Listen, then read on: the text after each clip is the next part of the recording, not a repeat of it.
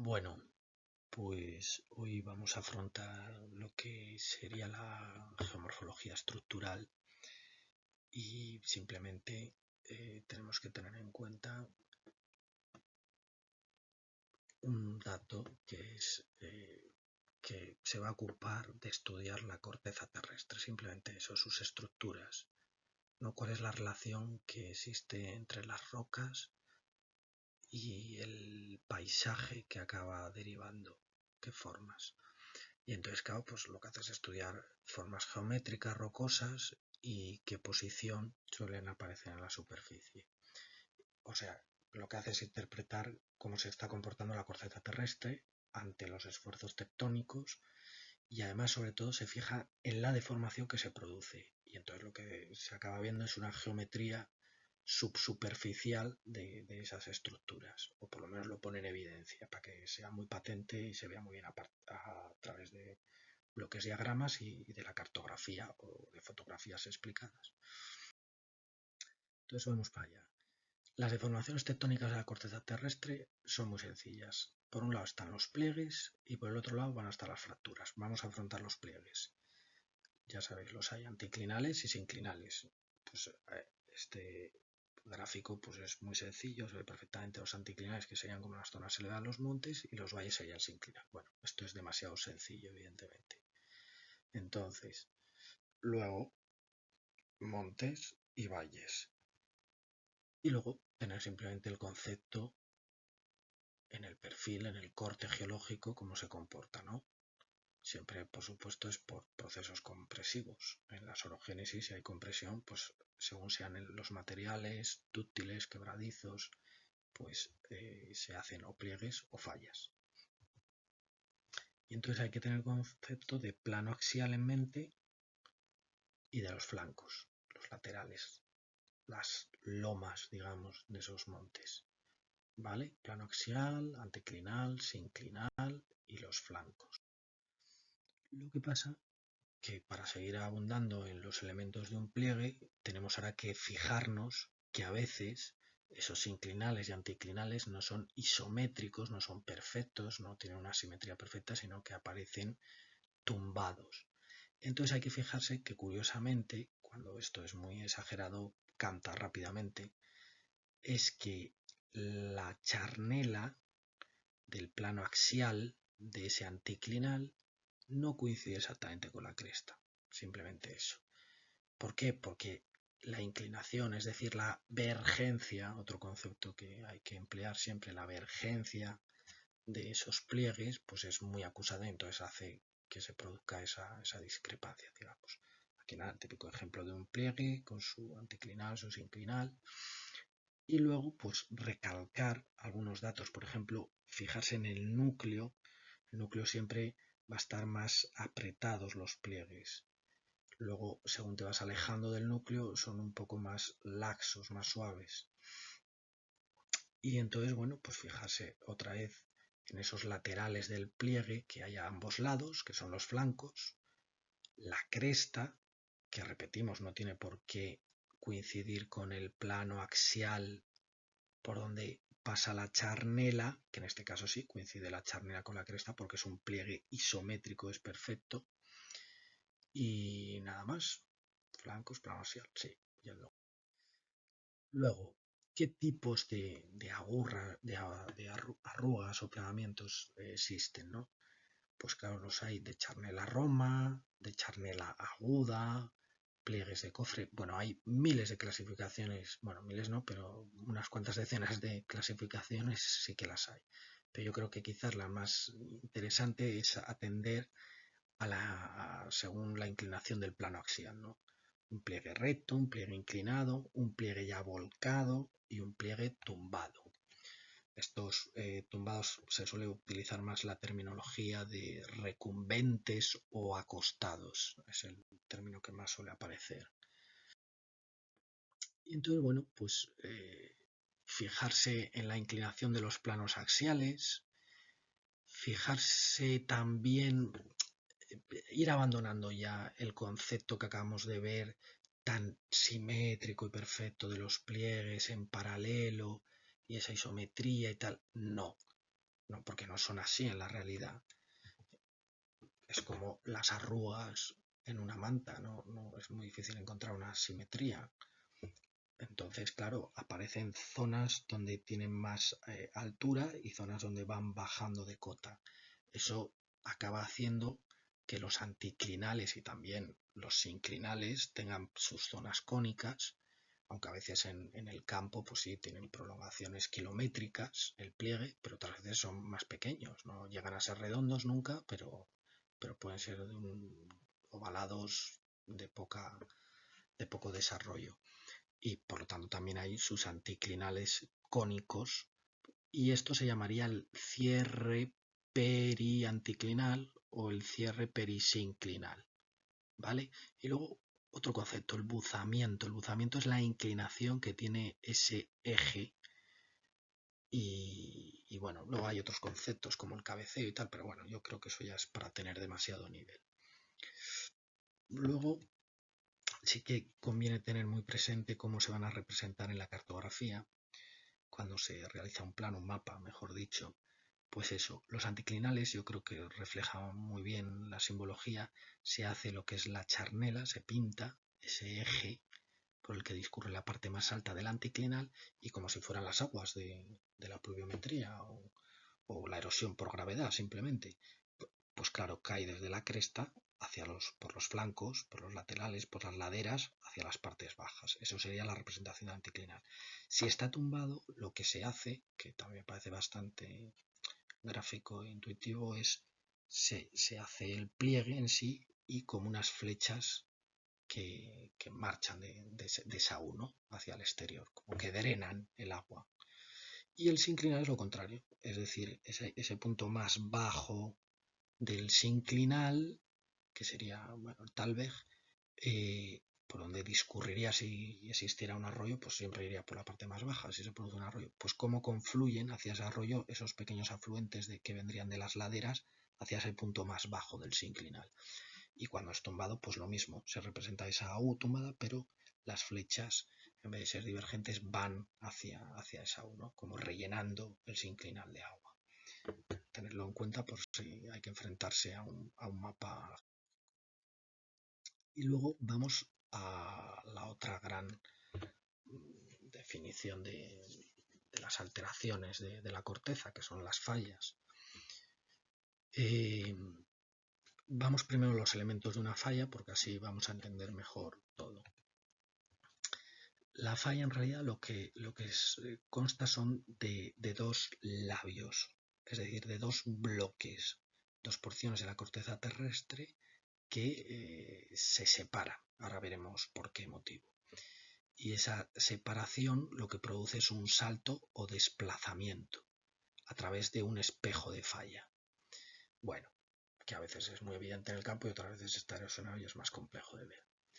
Y claro, según este desplazamiento de estos bloques de la Tierra, que también se le llama, o lo más correcto sería utilizar el concepto de salto de los bloques, pues se pueden clasificar en una falla normal, cuando hay fuerzas distensivas, cuando se está separando la Tierra, un bloque cae respecto a otro que se queda en el lugar, in situ. Luego está la falla inversa, la anterior se llamaba normal, ahora es la inversa, que es cuando hay compresión, cuando existen fenómenos compresivos, un bloque, un labio monta sobre el otro bloque o el otro labio. Luego está la falla vertical, que es rara, es por cuestiones de cizalladura, ya lo explicaremos eso en otra clase. Y luego está la falla de desgarre, que es un movimiento lateral.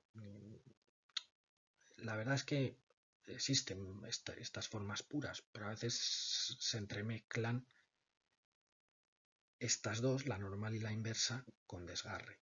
Siempre es raro ver un desgarre puro, siempre hay un poquito más levantado un labio, otro, pero bueno, también existen a veces desgarres sin lo que se llama altura en el corte. Y bueno, un ejemplo aquí vemos en la costa asturiana, por la zona de Valdés, yo creo que se nota muy bien, ¿no? Si nos fijamos en este estrato oscuro, se aprecia perfectamente como hay un salto aquí, una discordancia, digamos, ¿no? El poste tenía que ir recto. El que no lo vea, yo creo que con este dibujito se ve claro, ¿no? Como hay un bloque elevado y otro bloque hundido. Bueno, lo que ocurre con, por ejemplo, cualquier falla, pero con la falla inversa, que podría ser más notable, ¿no? En el campo al verla, pues es que enseguida actúa la erosión y esto es muy difícil de ver, siempre se ve atenuado, con lo cual a veces no es tan sencillo saber si es una falla normal o inversa, pero bueno, hay maneras luego enseguida de descubrirlo. Y esto, siento este gráfico con tan poca definición, pero bueno, yo creo que se ve bien lo que quiero poner, ¿no? Que es que aquí existe una falla, pero claro, la erosión está actuando permanentemente. Y si llega un momento en que los procesos erosivos son mucho más potentes y rápidos que el movimiento de la falla, pues queda totalmente desdibujado porque ni siquiera se vería este festoneadito que hay aquí. Y nada, en la cartografía geomorfológica, igual que los pliegues tienen su representación en el mapa, pues también hay que saber cuál es el tipo de signo que va a definir las fallas. Y aquí lo veis. La falla normal va a ser esta línea con estas líneas perpendiculares. Esto nos está hablando de un proceso distensivo, se están separando los bloques o por lo menos uno de ellos se está hundiendo. Luego está la falla inversa, que es cuando uno de los bloques está cabalgando sobre el otro bloque o el otro labio. Lo veis aquí también, que esto siempre, ya sabéis, repetimos, fuerzas compresivas, fuerzas distensivas, ¿vale? Se parte de unos estratos perfectos, ¿no? Una sedimentación perfecta. Y luego está la falla de desgarre, que es con desplazamiento y se pone este símbolo. Se dice falla de desgarre distrógeno. Bueno, si es hacia la derecha o es a la izquierda poniéndote de frente al otro labio, pues se diferencian las fallas de desgarre. Y este es el aspecto que tiene en el campo. Es muy cantoso, yo creo, ¿no? Como hay ahí este bloque está hundido respecto a este otro. Entonces esto habíamos quedado que son fuerzas de descompresión distensivas. Está separándose y entonces este bloque decae. Con lo cual esta falla habíamos quedado que son las fallas normales o directas, que también se suele emplear ese término de directas. Y luego tenemos otro tipo de falla. Aquí ya vemos que lo que actúan son fuerzas compresivas y entonces aparece el otro tipo de falla inversa. Bueno, ahora vamos a ver los elementos de una falla, ¿no? Para poder hablar mejor. Ya habíamos hablado de los bloques, siempre se habla de un bloque levantado o elevado y de un bloque hundido. Luego, si estás más cerca del punto de falla, de rotura, se suele hablar de los labios. Y si hablas de todo el conjunto geológico que se ha desplazado, pues hablas del bloque. Luego quizás tener el concepto de espejo de falla, que es toda esa lámina que se ve. La línea de falla sería simplemente la representación que habría en cartografía visto en el plano, cenitalmente, esa es la línea de falla. El ángulo de buzamiento es interesante, por lo que vamos a ver dentro de un poco. No es lo mismo un ángulo de buzamiento muy pegado a la horizontal que uno muy verticalizado.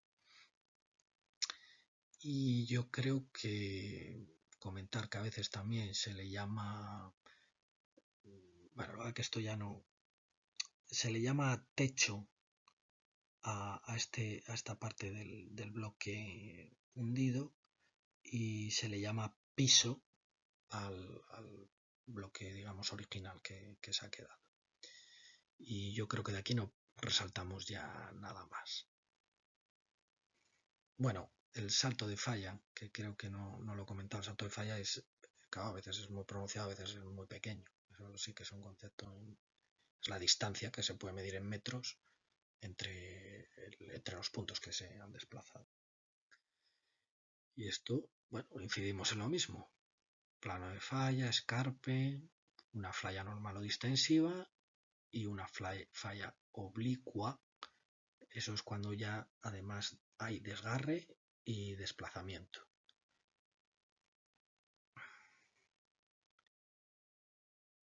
Aquí la repercusión que tiene en el paisaje. Aquí lo que estamos viendo son bloques hundidos y bloques elevados, que son los elevados los Hors, los hundidos los Graben, y cómo es su reflejo en un hipotético paisaje, ¿no? Cómo funcionaría la geomorfología estructural de ese lugar. Esto es lo que pasa en la Sierra de Guadarrama, que no son más que bloques elevados y hundidos, Hors y Gravens, en medio de la meseta. El cratón ibérico en ese punto, pues por compresión se ha elevado en bloques, y luego en momentos distensivos, por eso existen fallas normales inversas a lo largo de todo el territorio.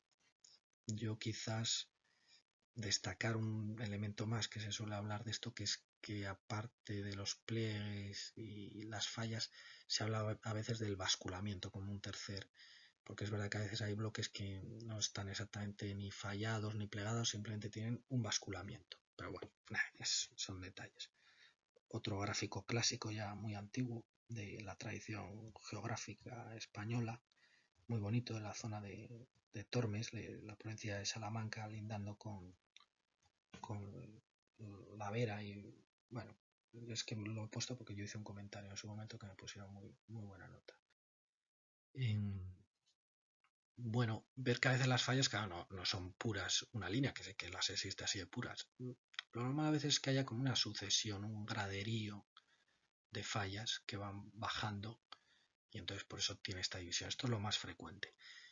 Y luego también tener en cuenta cómo canta en el paisaje, ¿no? Tú si ves esto, pues muy probablemente está ocurriendo una elevación de un orógeno y un valle o una cuenca al otro lado. Y vamos aquí, aparte, bueno, aquí está la desgarre, y ahora vamos a introducir este nuevo término en breve, que es el cabalgamiento, que es cuando el ángulo de buzamiento de la falla es muy pequeño, es decir, casi se acerca a la horizontal, y entonces esto va a producir lo que son los cabalgamientos y los mantos de corrimiento. Aquí lo veis. Si el plano de falla está muy inclinado, lo normal es que haya un cabalgamiento. Es decir, cuando hay un proceso compresivo, que se generan esas fallas inversas, pues se producen cabalgamientos. Un labio monta sobre otro y además se desplaza. Lo que pasa es que si estos desplazamientos acaban siendo kilométricos con el paso de los millones de años y orogenias prolongadas o orogenias que se superponen unas a otras en distintas fases geológicas, pues acaban apareciendo, en vez de cabalgamientos, mantos de corrimiento, que ahí ya hablamos de desplazamientos kilométricos de lo que se conoce como labios alóctonos, es decir, zonas que han venido de otro lugar que no estaban allí in situ en su momento, respecto a un labio autóctono. Había un bloque que estaba aquí y vino cabalgando y moviéndose progresivamente por encima durante miles de años. Un proceso muy lento, pero que no para. Alóctono, y os tenéis que acordar del autóctono, dos conceptos. A veces incluso, fijaros, ha habido tal cacao geológico que aparece mucho en geología, el autóctono relativo, porque claro, ya no se sabe ni siquiera si este labio, cuando ha habido muchos procesos orogénicos, si este labio era el autóctono, ¿verdad? O a su vez ha sido desplazado y ha venido a otro lado, y por eso se habla de autóctono relativo a veces. Pero bueno, eso es ya para matrícula. Y aquí lo veis, esto es una falla, pero que está teniendo un cabalgamiento, está cabalgando. Y aquí lo mismo, veis que está cabalgando una litología sobre otra litología, porque está habiendo un desplazamiento lateral. Y luego porque canta mucho a veces en el paisaje y en los mapas geológicos el concepto de clipes y de ventanas tectónicas. El clipe ahora lo veis que en estos gráficos es fácil, lo digo porque es que además hay ejemplos muy buenos, el Matterhorn, ese pico impresionante de los Alpes, o el Espigüete aquí en la montaña palentina, en la cordillera cantábrica, son clipes, es decir, un manto de corrimiento se extendió sobre un labio alóctono, sobre una geología autóctona, pero es que luego la erosión, como ocurre un poco con los montes isla o los oteros en los relieves tabulares, según se van erosionando, queda ahí como un resto, un testigo. Dice, hostia, hasta aquí llegó el manto de corrimiento, pero ahora ya solo ha quedado este testigo. Eso es el clipe. Y luego puede ocurrir por erosión otro proceso, digamos, tipo yin y yang, el proceso distinto, que es que el bloque que está cabalgando se erosione mucho y acabe aflorando abajo el autóctono, totalmente desligado visualmente en el plano. Aquí veis lo mismo, el mismo ejemplo, como aparecen ventanas y cómo se cartografía, ¿no? Es fácil ver en la cartografía geológica porque ves de repente una ventanita que está festoneada por unos picos, unos triángulos que miran hacia el exterior. Y si es un clipe que ha quedado ahí de testigo de hasta dónde llegó el manto de corrimiento, pero que la erosión lo ha dejado ya desligado y aislado, pues con los triangulitos mirando hacia adentro. Hay muchos ejemplos en España y en la cordillera. Aquí tenéis un manto de corrimiento en el Alto Esla, en la montaña de León. Se ve perfectamente cómo todo esto está cabalgando sobre ese alóctono y cabalga sobre el autóctono relativo, porque esto a su vez también se movió. Bueno, eso.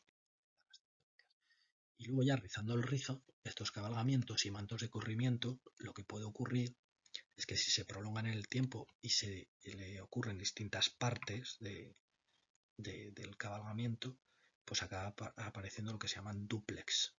Esto es muy típico de las cadenas de plegamiento alpinas, porque si han sufrido una orogénesis y una compresión brutal de decenas, a veces centenares de kilómetros, pues claro, se van apilando unos pliegues encima de otros. Y esto que veis aquí no es ni más ni menos que los picos de Europa. Los picos de Europa han tenido ese comportamiento, ese apilamiento, por eso en la montaña se ve muy bien. Es que esto también ha ocurrido en la zona de Canadá, en Calgary, en la sierra de Cazorla ocurre lo mismo. Es toda la compresión de la gran cuenca que formó las protobéticas, pues acaba plegando en muchísimos pliegues repetitivos y rítmicos. Simplemente miradlo aquí. Esto es la cordillera cantábrica, cómo se forma.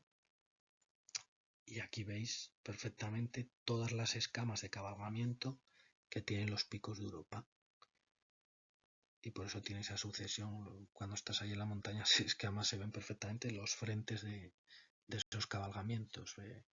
Peña Vermella, Peña Remoña, luego Llorosos, todos esos picos se ve perfectamente. Aquí ya, pues fotografías de campo para identificar. Esto sería la típica falla por distensión. Se desploma un labio respecto a otro. También podría ser un corrimiento de tierras, ¿no? Pero bueno, aquí las veis compresivas, como hay una y otra. Aquí veis un pliegue con el siguiente al otro lado, tumbados los dos, un anticlinal y un ciclinal. Yo ahora no sabría deciros cuál es el anticlinal y cuál es el ciclinal, porque está tan tumbado. Y luego otro concepto que aparece en la fracturación de la corteza terrestre, lo que tiene una escala ya muy pequeña, muy menor, pero en relieves calizos y a veces también en los graníticos, y según sea el modelado climático, bien sea un modelado de agentes erosivos muy húmedos o incluso muy secos de aire, de defracción, pues las diaclasas, que son estas pequeñas fracturas que aparecen en los estratos, pues esto también a veces va a tener bastante trascendencia porque genera paisajes originales tanto en las calizas como por ejemplo en las cuarcitas. Y hay que tener en cuenta el concepto de diaclasas, nada, son pequeñas fracturas, no son fallas, sino por los procesos compresivos y de diagénesis, pues aparecen esas fracturillas bueno, esto ya sería para nota y no merece la pena ni pararse en ello. El que quiera que dé a pause y lo ve tranquilamente. Pero vamos, esto ya es muy elevado, es para matrícula.